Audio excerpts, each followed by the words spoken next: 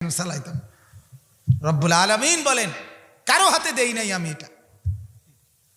ওয়া মাক্কান্নাকুম ফিল আরদ, সূরা আনফালের মধ্যে আছে, আল্লাহ বলেন আমি তোমাদেরকে জমিনের মধ্যে কে কোন কাজে প্রতিষ্ঠিত হবা এটা আমি নির্ধারণ করেছি।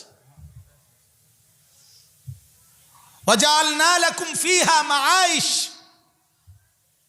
কার উপার্জন কি হবে আল্লাহ বলেন জমিন এটা আমি নির্ধারণ করছি, আমি নির্ধারণ করছি।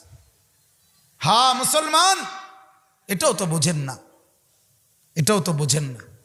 কর্মের এই বিশাল ভুবন রব্বুল আলামিন বন্টন করেছেন।